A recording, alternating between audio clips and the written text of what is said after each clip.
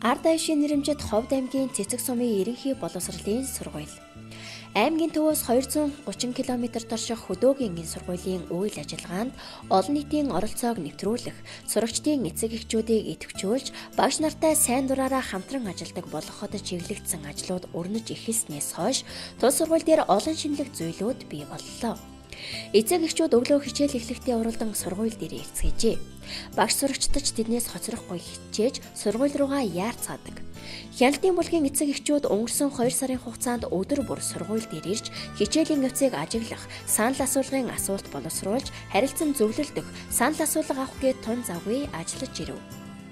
Өнөөдөр тэдний нэг хэсэг нь өглөө эрт сургууль дээр ирж хяналт тавьж ажиллахын зэрэгцээ шин тутам бий болгож товчуулсан олон нийтийн оролцооны өрөөндөө сууж 200 гаруй эцэг эхчүүдээс авсан санал асуулгаа нэгтгэж байна.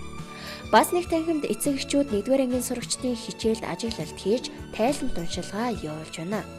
Энэ бол эцэг эхчүүдийн багшийн ажилд тусалж байгаа нэг хэлбэр юм. Ийхүү хамтран ажиллаж байгаа нь сурагчдын хичээл орлогод сайн нөлөө үзүүлэхээс гадна хүүхдүүдийн хувьд хүнтэй нээлттэй харилцаж сурахад ихээхэн ач холбогдолтой.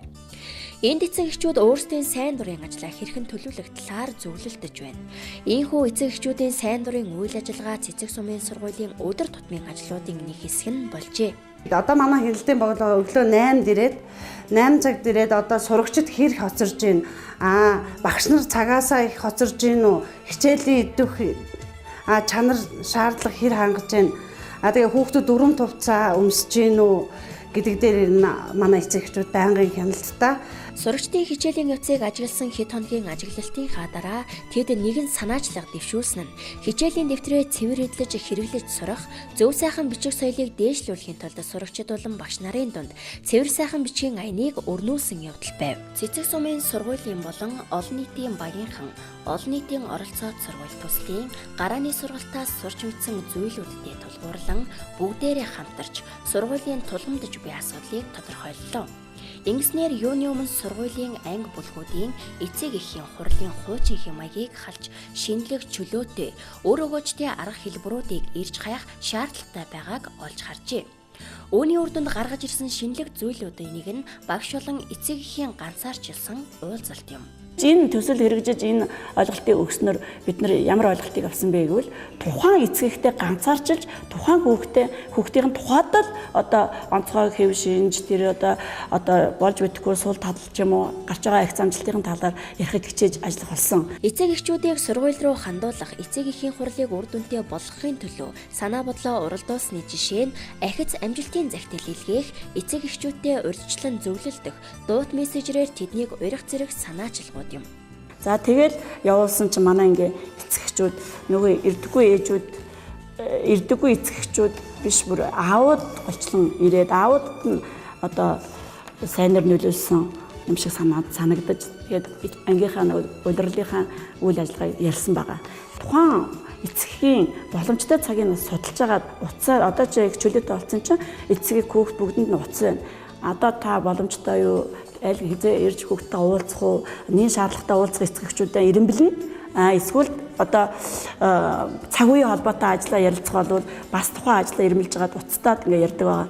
Тэгээ өнөөдөр манай энэ багш маань бас хүүхдээ 3 хүүхдэн сурдаг учраас хүүхдийнхаа тухай уулзаадахыг ингээ санал тавьсныхын урдмаас ингээ уулзж байна. Өнөөдөр би бас танаас хүүхдийнхаа яг ямар хичээл дээр нь анхаарах уу, ямар чиглэл дээр нь анхаарах уу гэдгийг бас ойлгож авлаа. Тэгээд үндэсний бичиг, физик, англи хэлний хичээлээ бас илүү сайн давтуулж тийм ээ. Одоо тэр чиглэлийнх нь ном сурах хүчийг олж өгөх хүүхдтэйгээ хамтарч ажиллах тал дээр би бас санаа оноотой сууж байна. Бага ангийн хүүхдүүдийн эцэг эхтэй харилцах дэвтрээр дамжуулан харилцаж, сурагчийнхаа тухай мэдээлэл өгч, сургалт хүмүүжлийн ажлын талаар тайлагнан, харилцагч эцэг эхийн санал бодлыг ажилдаа тусахад чухалчлан анхаарах боллоо.